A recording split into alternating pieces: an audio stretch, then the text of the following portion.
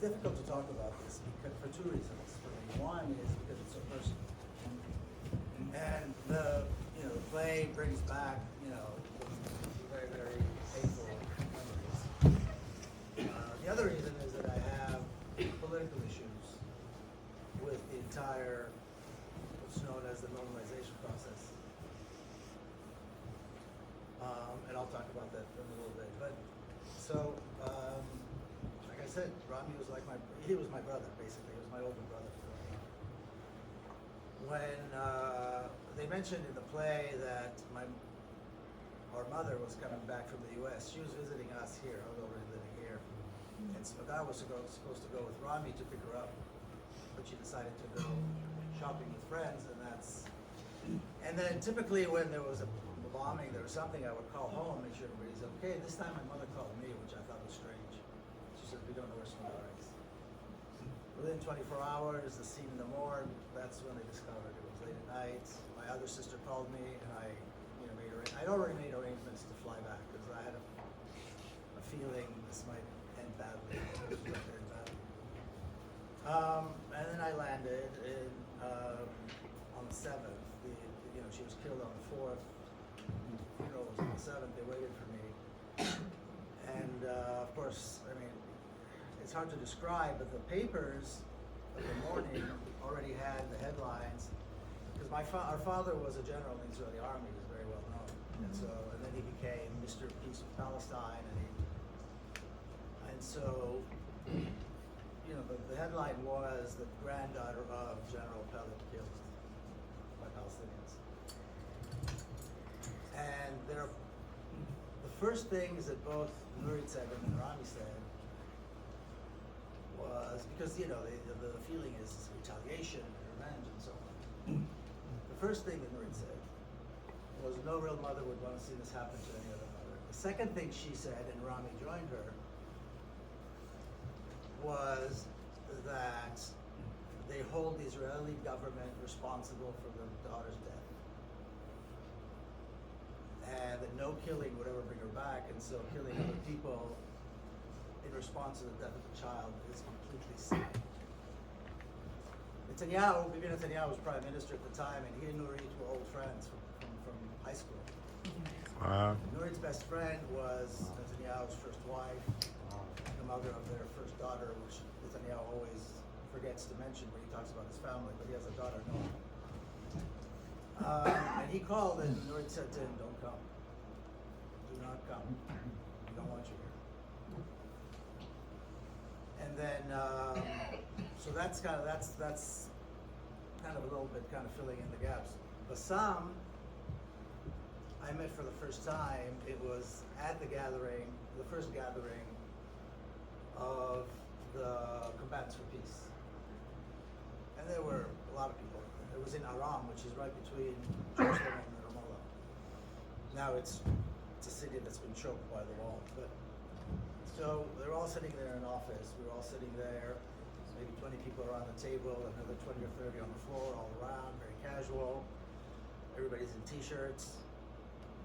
And suddenly this man walks in, short, thin, and with a very heavy limp, which I learned later was a result of him having polio. Bassam had polio. And he was wearing a suit and tie, a tan color suit and tie, which among activists is like, not regular. Very serious, dark black hair, walked around, sat at the head of the table, and spoke in Arabic. And next to him was another Palestinian who was the translator. And after a few minutes, Bassam looked at the translator and reprimanded him because he translated wrong. Bassam speaks perfect Hebrew, but he made his comments in Arabic. And I remember that meeting. It was a long meeting. It was very interesting. And Bassam, of course, is an incredibly impressive human being. He's charismatic. He's been through a lot. His son, Arab, later on, has been through a lot. And the next time I met Bassam here and there, but then the next time I met him, it was 2006, after Abir was killed. Oh, January 2007. Sorry. So after Beard was murdered by a soldier, and he was a different human being, completely. Obviously, he was an entirely different human being. And then, of course, eventually joined the Bereaved Families Forum, and they became friends. And for me personally, there was another line that was mentioned here. You know, after the Shiva, how do you go back to work? I had to come back to the U.S. I was living in San Diego, in California. How do you go back to life? I mean, what do you do? Especially a place like San Diego where nobody cares about anything but the beach. Who do you talk to? How do you even talk about something like this? And eventually, I was very fortunate that there was a group of Palestinians and a group of Jewish Americans who created these dialogue groups. So that was my entry into this, and to meet Palestinians for the first time. I grew up in Jerusalem. I never met Palestinians. As I'm sure many of you know, the country is completely segregated, and Jerusalem is completely segregated. It's a very racist city. And then I began to learn and investigate and so on. But this event, that the play is about, well, for me, the death of Smadar was the starting point of the journey that led me into the dialogue world and then out of the dialogue world and into a place where I very strongly reject the idea of normalization and dialogue. And today I lead this, I co-founded and I'm the head of Palestine House of Freedom, which is 100% a Palestinian institution. In other words, our objectives, our mission are an absolute free Palestine, completely anti-Zionist stance, and a liberated Palestine from the river to the sea with equal rights, to be called Palestine. That is who we are. So this led me to this journey of more than 25 years and to where I am today. And I'll say just two more things, if I may. I don't want to take too much time. I don't know if any of you saw, but Susan Abu Hawa was a great Palestinian writer. She wrote a review when the book came out, and it's on Al Jazeera. And when people asked me about the book, I didn't want to comment. It's too personal, and I didn't want to get into it. She wrote an excellent review, and I recommend anybody who's interested in another perspective, a less, good feel perspective, but a more, hard look at the book and at the story, and the way the story is portrayed, read her review of the book. And one of the things she talks about was, Rami always prides himself that his mother is 7 or 8 generations of Jerusalem. And Susan points out that means that they were Palestinian Jews, because that's who they were. And then they turned on their people and joined the Zionist forces. And Rami's father was part of the, participated in 1948 and so forth on the Zionist side. So it's a very strong point. And the last thing I'll say is that one of the reasons that I reject the entire dialogue, the entire normalization process, which the bereaved families and the combatants for peace and all of these, and it became a whole industry, is pointed out very well at the end of the play. Igal goes to the army. Arab doesn't. Arab drops the rock and has dedicated his life, like his father, to dialogue and to speaking with Palestinians. At the end of these processes, the Israeli always goes back to the army, and the Palestinian either goes back to the refugee camp or engages in dialogue of some sort and is still victimized by the Israelis. And so when I'm asked about these groups to come and speak or participate, I tell them that I have a litmus test. The litmus test is, do the Israeli participants refuse to serve in the army? Because if they don't, the process has failed. The process is useless. So, there's the personal and there's the political, and in a story like this, you cannot, and you must not take the political away from the personal story. So that's my piece. Thank you. What was the name of the woman who wrote that? Susan Abu Hawa. And where was it published? In Al Jazeera, I think. Yeah, she wrote many books. I mean, she's a wonderful. She wrote Janine and many other books. She's a wonderful writer. It's in Mondoweiss, isn't it? It's on Mondoweiss too, I think. Yeah. Okay, Thank you, Miko. And we said, Miko, we want you, and we want you to say whatever you want to say. I'll just say one last thing, excuse me. That's my daughter over there. Oh, sorry. When she heard that the play is about her family, she wanted to join me, and she's 7 years old. That's Nudie. Yay! Okay, why don't we skip to Michelle and then go down the line in terms of her reactions to the content. Okay, so I studied both Parent Circle and Combatants for Peace for more than 2 decades. I haven't been as focused on them in the last 5 years, particularly Parent Circle. I work closer with Combatants for Peace. Use your theater voice. Okay. Did you all hear me in the back? No. So I studied for more than 2 decades joint Palestinian-Israeli anti-occupation movements, peace movements, and coalitions.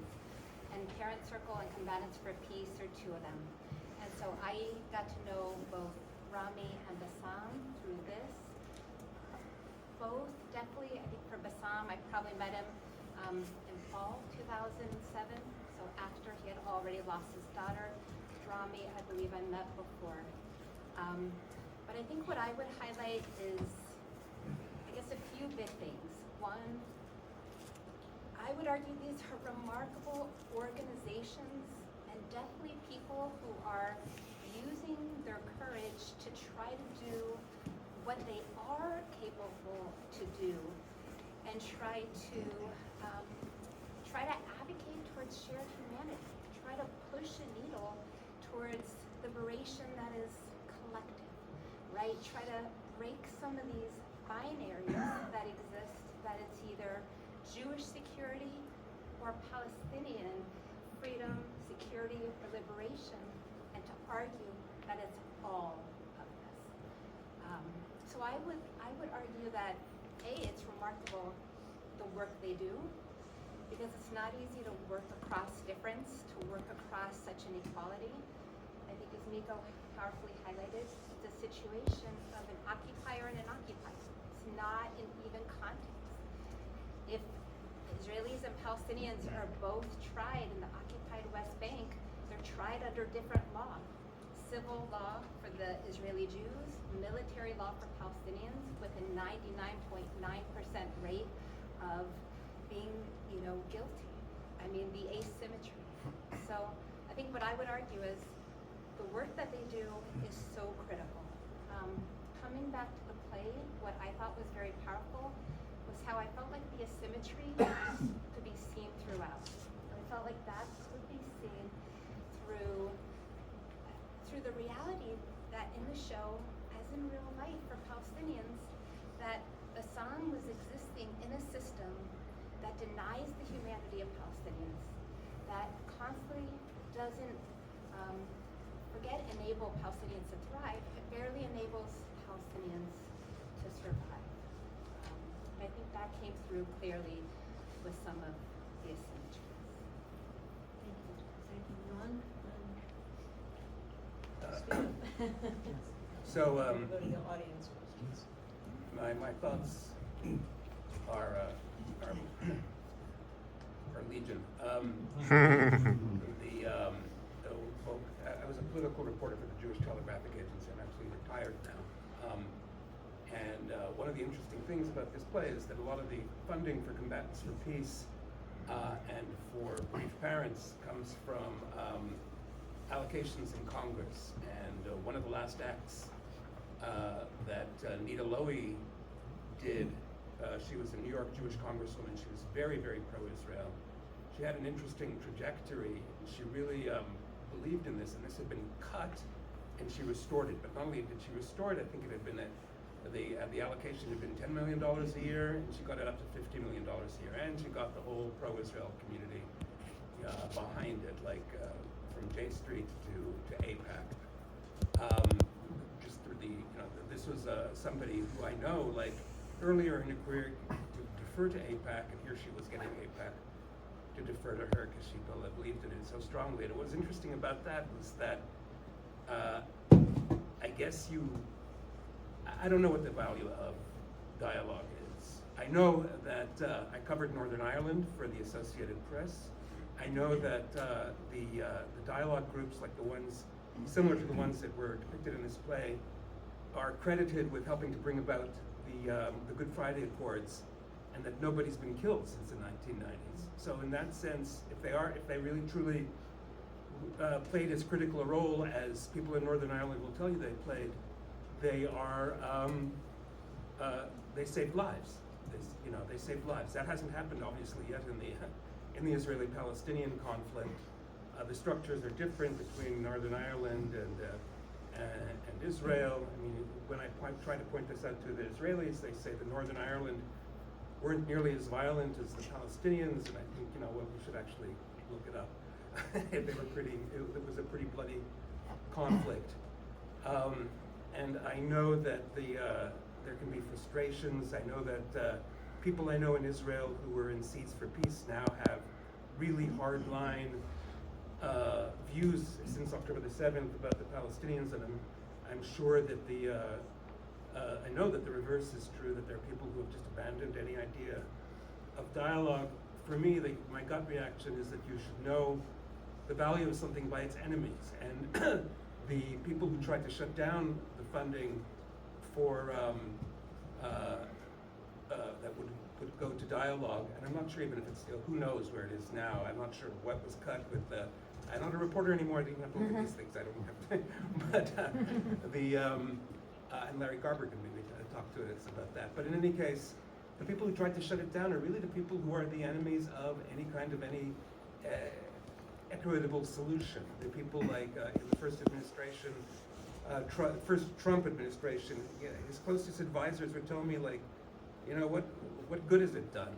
And I don't know what good it's done, but I know that because you're opposed to it, it's probably making you unhappy. And it is true. I mean, if you actually look in the ideology of the Israelis who oppose this kind of thing, who try and shut down the joint memorial evenings that they have in Israel, these are people. I mean, their psychology is that you're equating our combatants who are noble and good with their combatants who are terrorists. That's their outlook.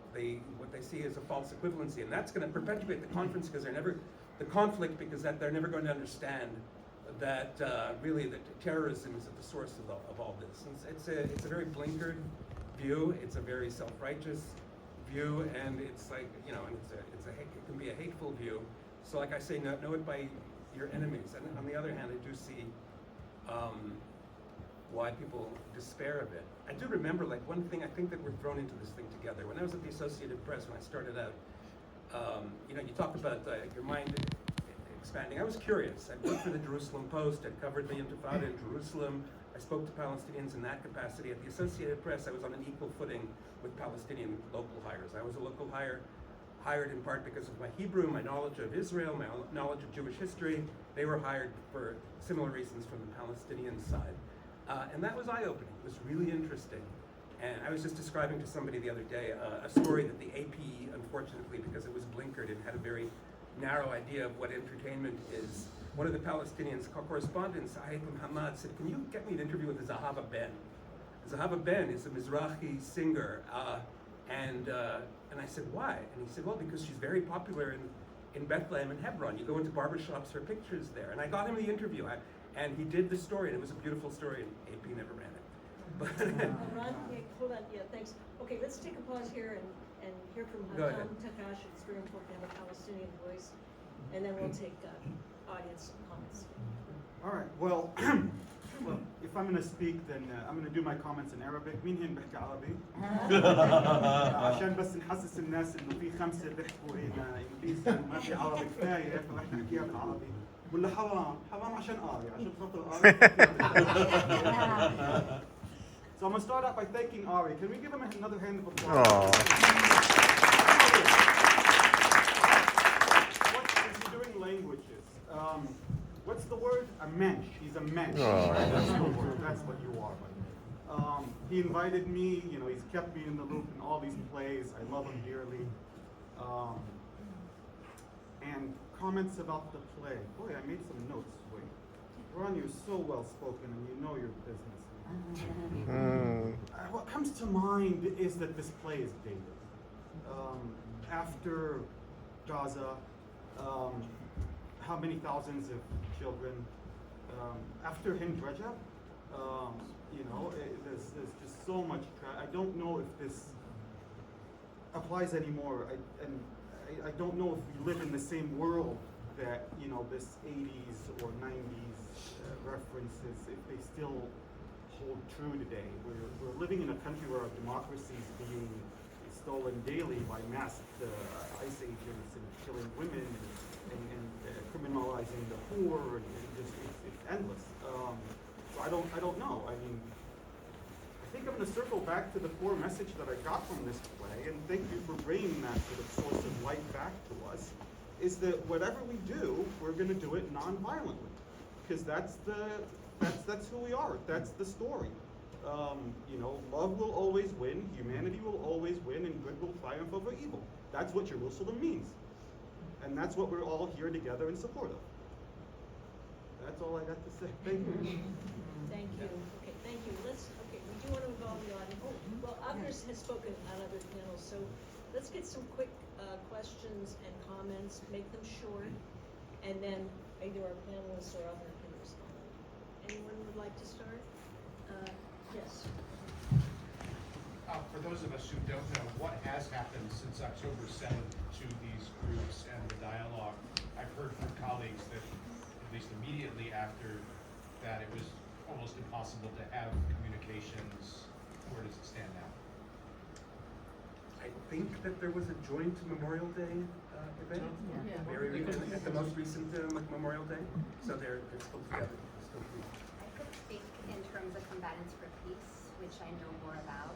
Combatants for Peace after October 7th and after October 8th, which continues, they had Zoom calls amongst the Israeli and Palestinians to try to find ways to continue on. The Palestinian activists very quickly called their Israeli activists or colleagues just to check in, to say that they're there. And this group continued to talk, continued to do joint protests. In the case of Combatants for Peace, the Israelis do not serve in the army, and that is a red line. There was actually an instance of one of the Israelis who was using his therapeutic role to do some therapy of Israeli soldiers, and at that point he was out of Combatants for Peace. So that's a red line for the organization. But Combatants for Peace continued on in terms of trying to do joint protests, doing protests inside the Green Line, trying to amplify voices of this has to end. Combatants for Peace and Parent Circle and many of the other human rights and anti-occupation organizations started creating press releases, I would say within a month, basically expressing their belief that this has to end. We're talking by early November 2023, if not before. And then continuing on with the joint Memorial Day ceremony that they both do, and in the case of Combatants for Peace, the annual Nakba ceremony that they also do. If I may, just a couple of words. First of all, I don't know what this is, ending this. When you say this, I think we need to understand what is this that needs to end. And if anybody has any doubt that this is the Zionist genocide of the Palestinian people that needs to end, then they're living in a completely, different world. What needs to end is what's been going on for almost 8 decades, which is a campaign of genocide against the Palestinian people. And I think it's really important to pay close attention when people try to create a symmetry. The October 7th, the days after October 7th, I started commenting very, very heavily on social media. And my stance was that, number one, I absolutely reject the claims by Israel and by the Zionists everywhere. And number two, that what is wrong with October 7th? Because they always ask you to condemn. I said, I absolutely will not. What is there exactly to condemn? these people who live in Gaza, we should stop calling it a strip. We should call it by what it is, a concentration camp that was built as a concentration camp 75 years ago. That needs to end. Sending in, demanding a ceasefire when there's a genocide going on is absurd. Looking at the Palestinians as though their resistance is somehow could be equivalent to the massive, relentless, racist, hateful Israeli violence is absolute lunacy. And that's the problem with stories like this, that people tend to say, well, we have to end this, and we all have to end the violence, and what? It's not the same thing. Violence, as BASSAM says in this great interview that's out there on social media that you can see, people end fighting for something, and they start fighting for something. Israel is fighting for genocide and ethnic cleansing. Palestinians are fighting for their lives and for their families and for their liberation. It's not the same thing.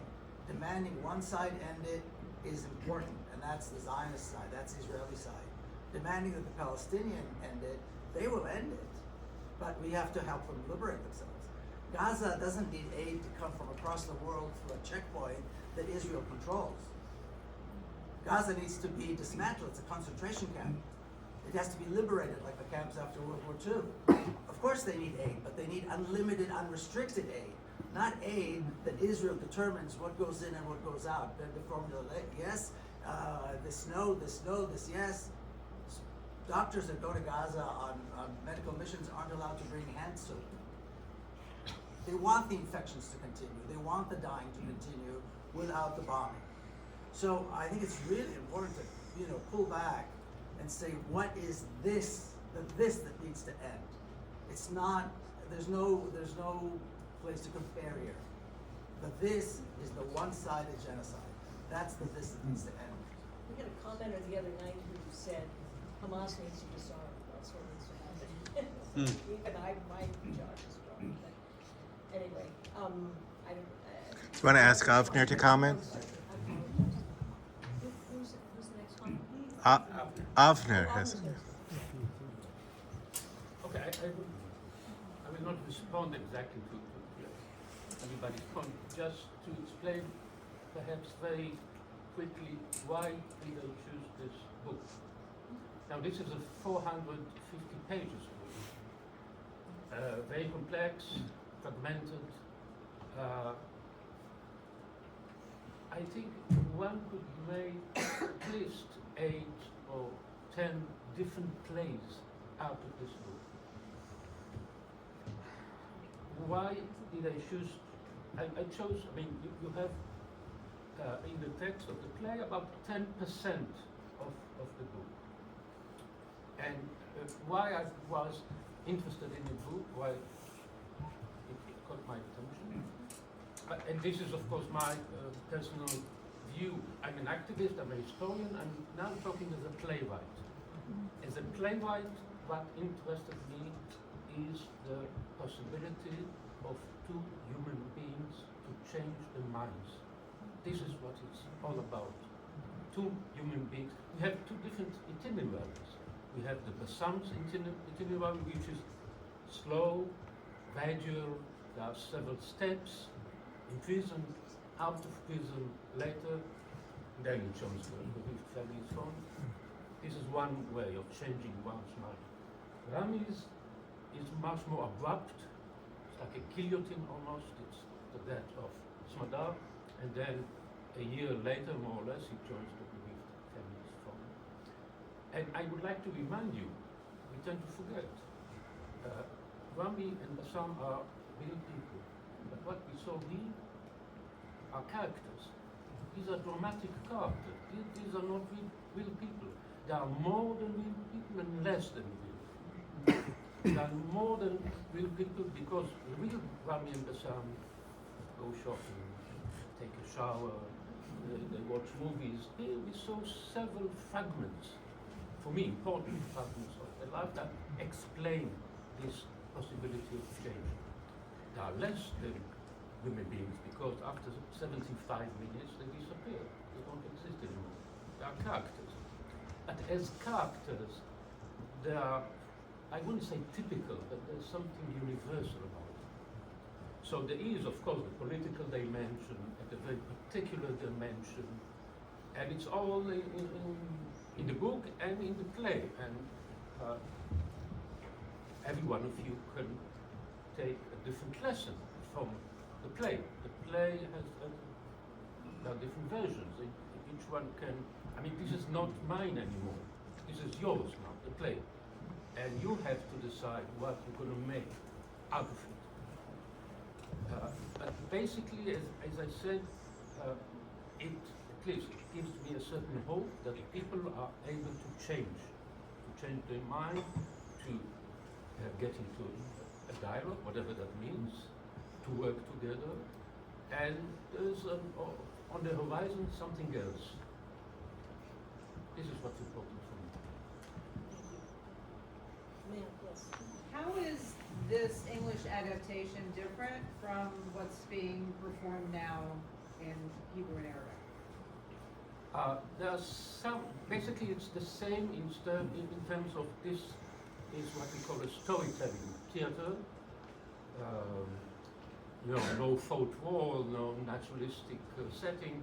And in Jaffa it's the same. There are several minor differences in structure. In Jaffa they speak in Hebrew and Arabic. Some of the dialogues are in Arabic with Hebrew subtitles. I added the John Kerry scene, the Senator John Kerry scene, for their making audience. And of course, over there, it's a full-fledged theater. This was stage reading. But except for that, there are no major differences. And I wanted to ask a question and appreciate everybody's comments.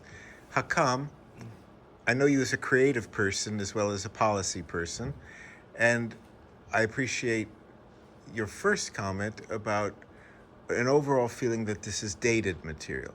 This conversation doesn't feel dated to me at all, and the presentation was taking place in the moment. I'm wondering if you could tell us a little bit more about what's dated about two living people living with grief and trauma, just as a family member you are living with grief, Miko, and trauma, and it comes out in your activism. How does Rami and Bassam's present day presentation of their grief, trauma, and activism strike you as dated? Is it because of what they failed to see around them more fully, even though we have two scenes set in 2023 and 2024? Do they not speak to the genocide more powerfully than they probably could or should? Tell us a little bit more about that comment. I think there's been a paradigm shift since the Gaza war started, and October 7th, obviously, both tragedies. And if we were to date this correctly for today, it would be those two tragedies. What happened in the West Bank at that time, I think it was pre-Oslo, right? Is that the date, correct? The incident.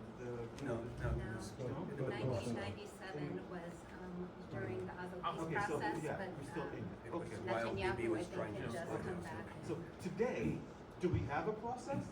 Do we have a two-state solution? Are we talking about peace? What are we talking about? I mean, that's sort of an element of this paradigm shift that we're seeing today. And with all due respect to your grieving, Nico, I don't think you get to tell me that now I have to live with the Israelis that have been killing my people in Gaza for the past 2 years. I'm not telling you that. I don't have to. You can't make me. Nobody can. Like, I want my own place to live in. Now I don't want to live with you. You figure it out. And I'm still about the two-state solution, specifically because of that. You're in the same bag as, look, there's two ways to do this. There's liberation and there's independence. I'm pro-independence. I'm not going to go liberate Jerusalem and Tel Aviv and whatever like the Hamasis want. I want independence. That's a completely different bag. I'm not going to take anybody's anything. I'm asking for my rights as a human being. that's a much firmer ground to be standing on. And again, all due respect to your tragedy and your beautiful daughter and family, but as a Palestinian, and I'm speaking for, 2 million Gazans here. Like, we don't want to live with Israelis. You can't make us. And violence is not the answer. Again, I'm sorry, I'm getting heated. But that's the paradigm shift I'm trying to explain. And that's why this is big. At that point, those people had something to look forward to.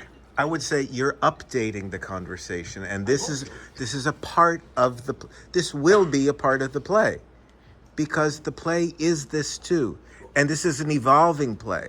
It's not a it's had one production. If this comes to Washington D.C.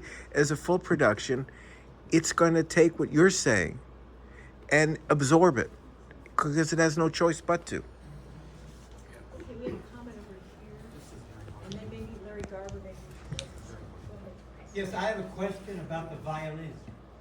Both as a character, but as a representative of music, the arts, as a political voice. I would love to hear the violinist's input. I would love to hear Avner's input. As a person with limited knowledge, I would love to know especially more about Palestinian musicians and artists, because we tend to hear, as Americans and influenced especially by the Israeli Zionist voices, we tend to hear about Daniel Barenboim, we tend to hear about Yehudi Menuhin, we tend to hear about Edward Said at least. But I'm so ignorant about the rest, so please.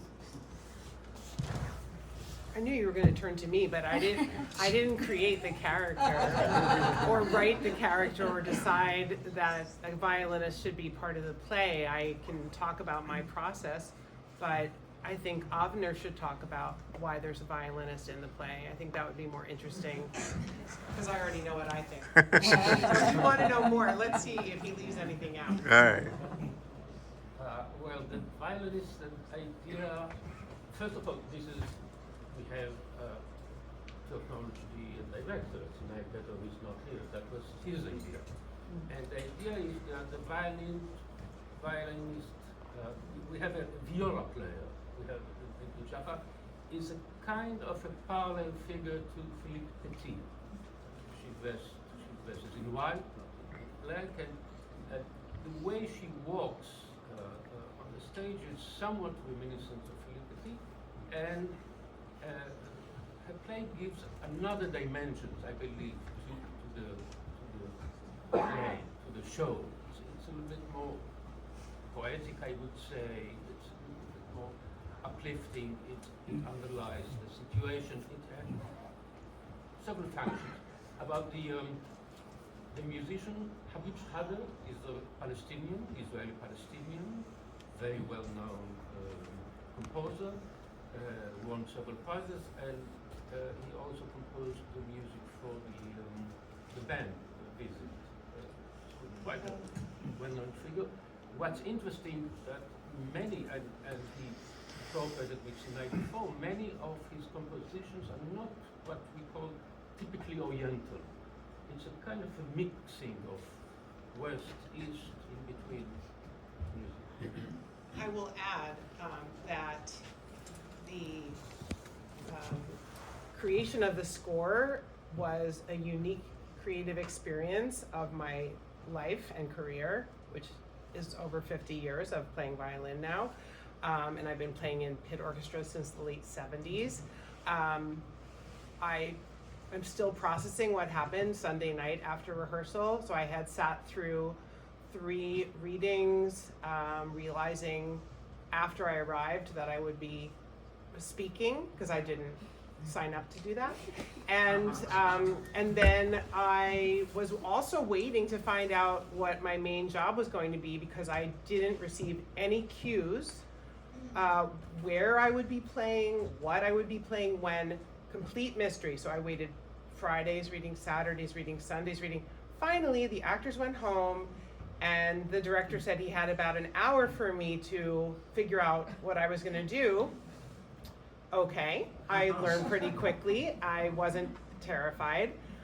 It was so much fun, and he was so respectful and just a wonderful creative partner. He said, what do you think you should play to startle the other actors? What do you think you would play for the word Auschwitz? What if you were about to find out that your daughter was dead? Find some things in these 28 pages of music. Right now, we have an hour.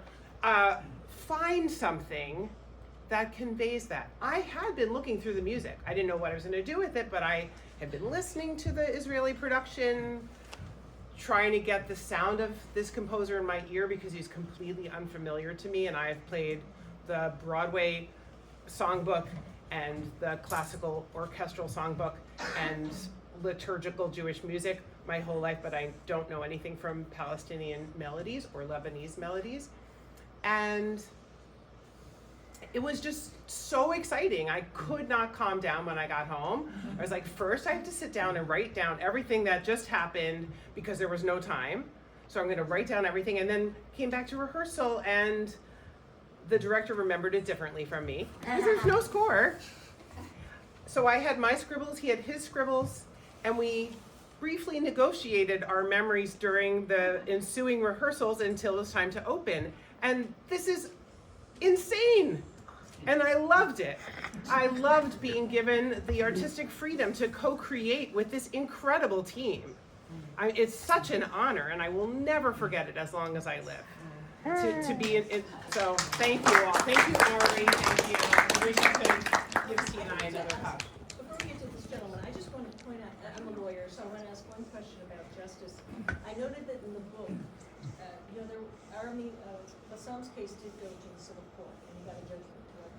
And there was also a case, one of the other girls that was killed at Ben Yehuda Street with Smadar had a case in U.S. courts, and they got a judgment against the government of Iran, which of course was never paid, because she was a U.S. citizen, I think, a U.S. citizen. So it's interesting, and then we have like the cases of Rachel Corrie, or U.S. citizens that have been killed this year, and I see, in the West Bank. Justice in the courts in these cases, few and far between on either side, I think. I don't know if anyone has a comment, or I just wanted to add that to the conversation. Jen, yeah, go ahead. I'll just say, since you Yeah. threw it out there, Yeah. I mean, there can't be justice in an apartheid system. There can't be justice. It's an apartheid system. Palestinians don't really have laws that protect them anymore. They live under different laws depending on where they actually are geographically. So in the ghettos of what used to be the West Bank, is now, as you know, it's an area, but the ghettos of Palestinians, there's a military law. In Gaza, there's a genocide. In Jerusalem, there's a different law. In the Nakab in the south, there's a different bureaucracy that for the Palestinian Bedouin, and then there's a different bureaucracy for the other citizens. So there cannot be, and there are no laws that protect them. So there can't be justice served in any courts of an apartheid system, and the courts are part of the system. Even for U.S. Can I comment about justice? Sure. I think it's also a problem to find justice right now because the crime is ongoing. We haven't, people talk about post-traumatic stress. There's no post. We haven't gotten past this. The crime is still being stolen. There's children still being killed. Yesterday it was 6 in Gaza. The day before it was 13. Children are drowning in the rain. Like, this crime is ongoing. We can't really talk about justice before we stop the crime. But still, what was interesting for me as a playwright, that Bassam insisted on getting compensation from the state. It was important for him, and he succeeded. So it tells us something about Bassam, basically. And also that it was sort of a singular instance. Yes, ma'am.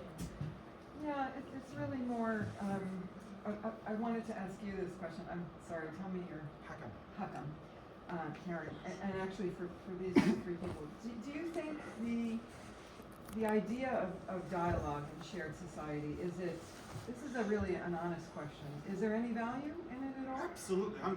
Yeah. My entire identity is based around dialogue. I was blessed by being able to come to the U.S. and become a citizen and have Jewish neighbors and Jewish teachers and learn that, there's nothing scary about it. Being in the West Bank or Gaza, you only see a Jewish flag that's flying on a tank. You know, there's no dialogue. You don't really see the other person or their humanity. And so absolutely, having a dialogue on a fair and even footing where people can learn about one another as human beings is paramount. Absolutely, 100%. Yeah, I wanted to hear that listening to all of this because, I mean, the asymmetry is obviously so clear, and that was such a powerful point of this play. But it was important for me to ask that question. Absolutely. Yeah. I would add that back in 1999, I remember traveling through the occupied West Bank and asking what people thought about dialogue. And I was told by one person, I'm all for dialogue, so please take your foot off my head first. That's what we're speaking about. I was told by somebody else, I'm all for coexistence, but first give me existence, right? And I think it's important to highlight that Combatants for Peace does not define itself as a dialogue organization. It defines itself as a co-resistance movement against the occupation for a just peace. They don't define two states, one state. That they don't decide. In the case of Parent Circle, you know, I think they talk about it in the book, how RAMI has on his motorcycle the bumper sticker that says, "It won't end until we talk."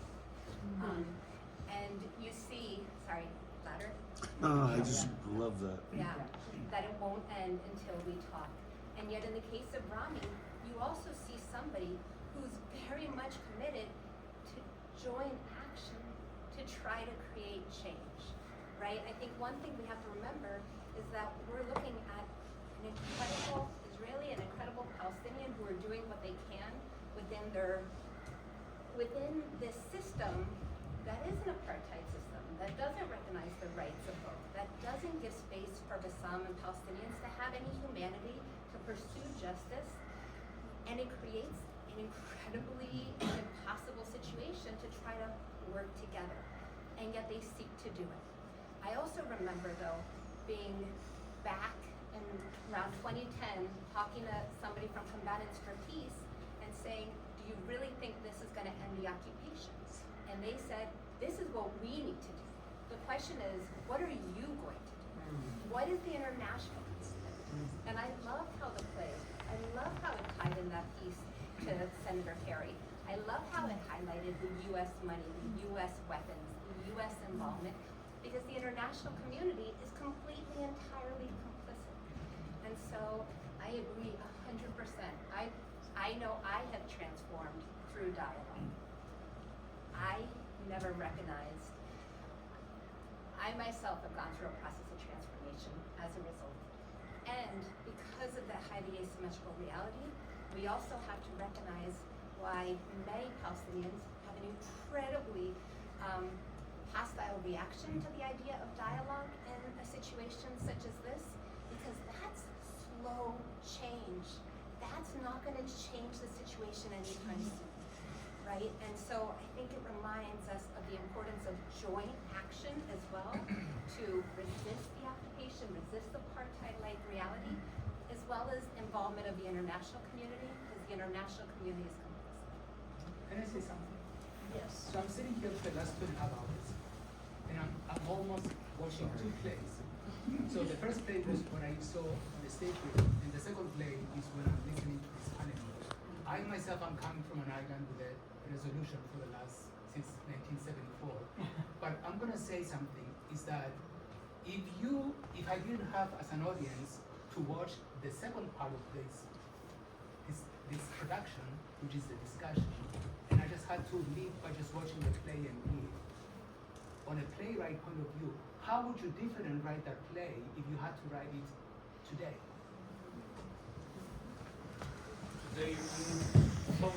Today, post October 7th, 2025. It was post October 7th, and this is why we included, I included with Sinai and others. The book was written in 2020?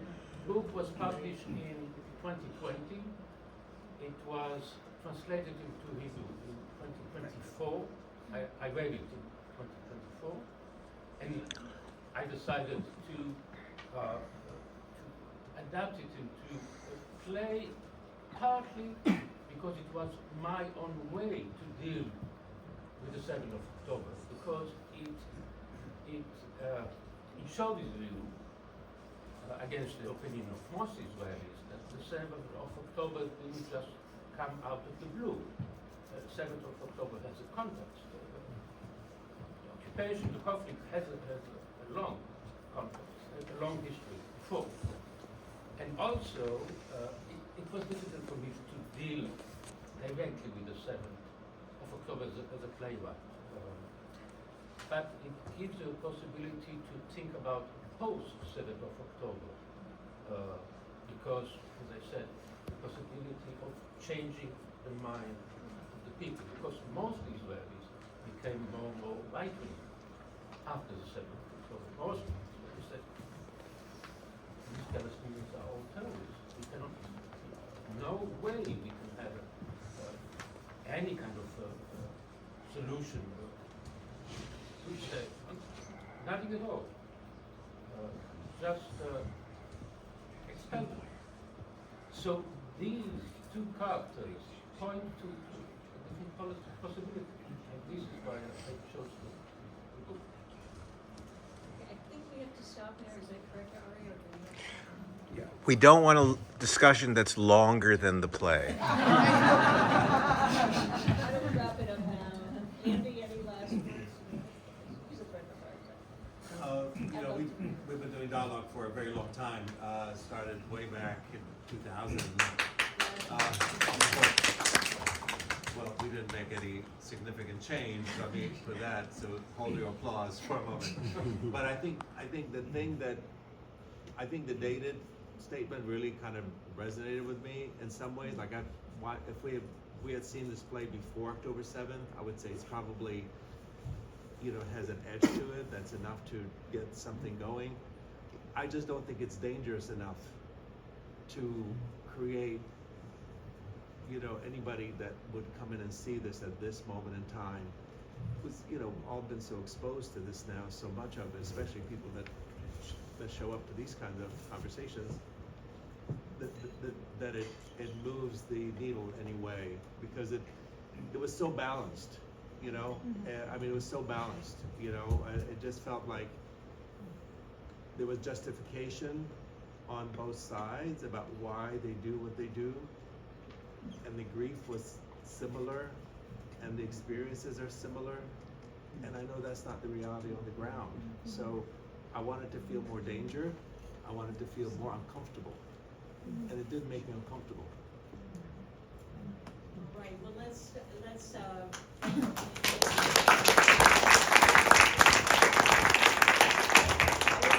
Run out. So if you have other questions, you can. Thank you all. Thank you, Anne.